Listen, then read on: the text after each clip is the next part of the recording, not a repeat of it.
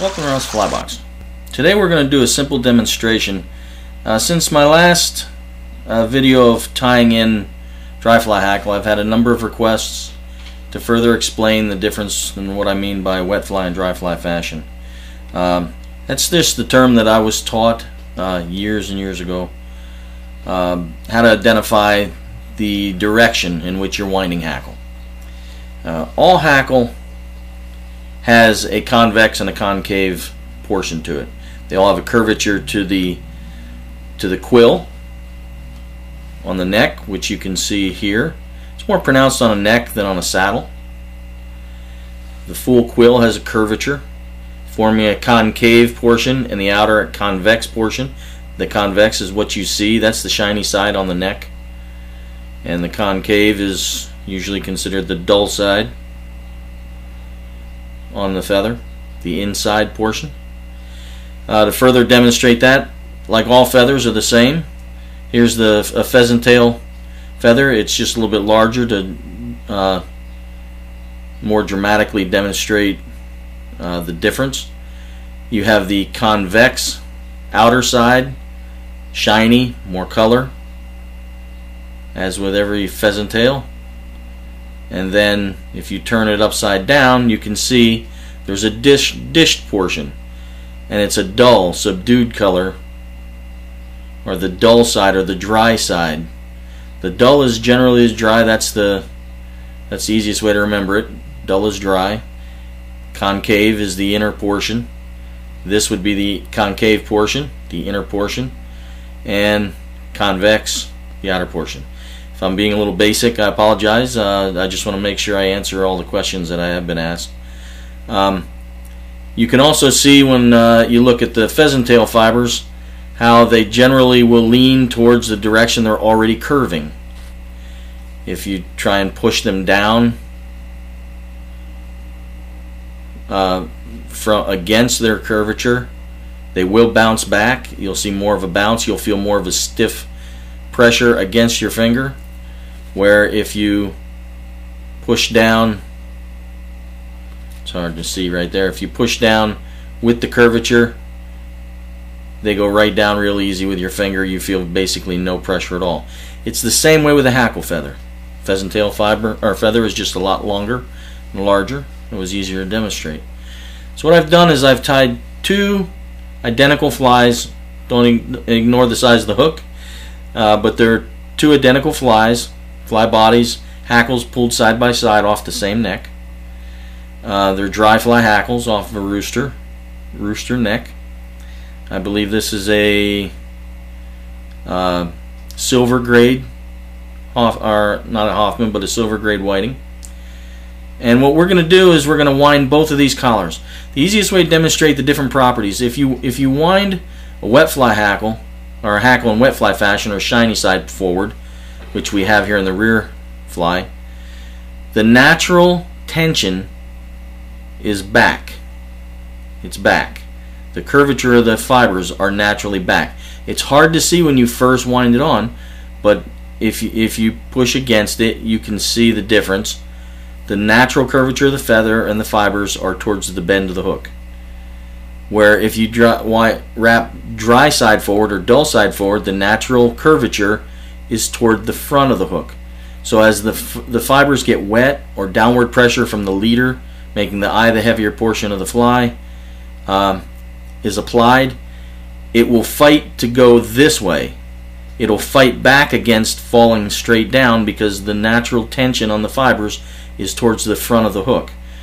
If it's tied in wet fly fashion or shiny, the natural tension might not always be as dramatic as you would think, but the natural tension, when all things are compared, will be towards the hook, the bend of the hook. So they'll be more likely to bend against the body when they get wet and when forward pressure is applied to the eye. The best way I can demonstrate that is to attempt to make both of these flies a wet fly. If you were going to make this a wet fly, which a lot of times you will and you can use dry fly hackle to collar smaller wet flies, it's very common. Normally we use hen or game bird, but you can use a webbier dry fly hackle, or a standard dry fly hackle if you want a little bit more tension. So this is the rear one is the one tied in wet fly fashion, and we're going to wrap back into that. You would sweep back no matter what you were doing. Sweep your fibers back gently and wrap back into the collar. You've already wrapped your hackle. Now you're going to attempt to make this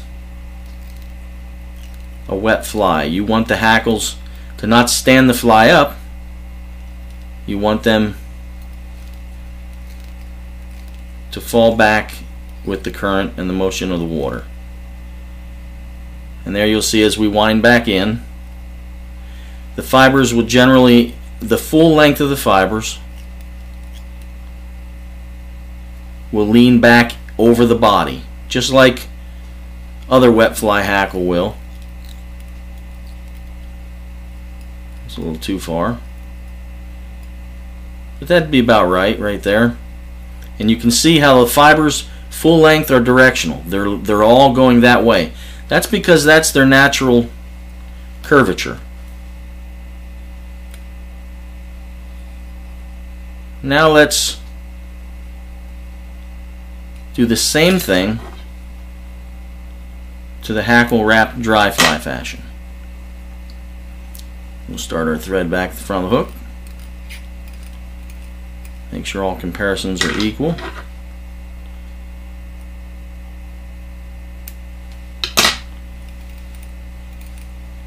And we'll do the same thing. We're going to wrap back in to those fibers.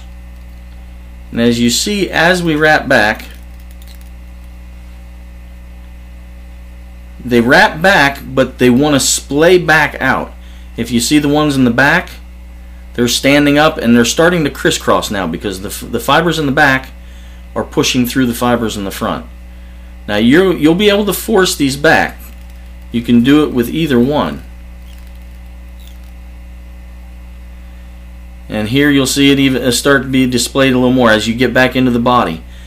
They're curving back, they're sloping back, but they'll start back and then they'll curve to the front a little bit. You can, when compared, you'll see the curvature will fight against you. There, now this is wrapped tight against the body about as far as the last one.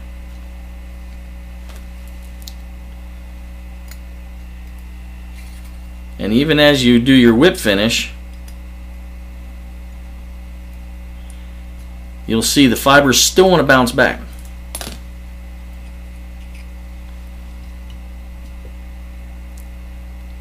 So what you have, that's just your natural tension. You can see here, if you put your finger or you put an object on the back hackle, they lay down, and they lay down directionally. The entire fiber lays down.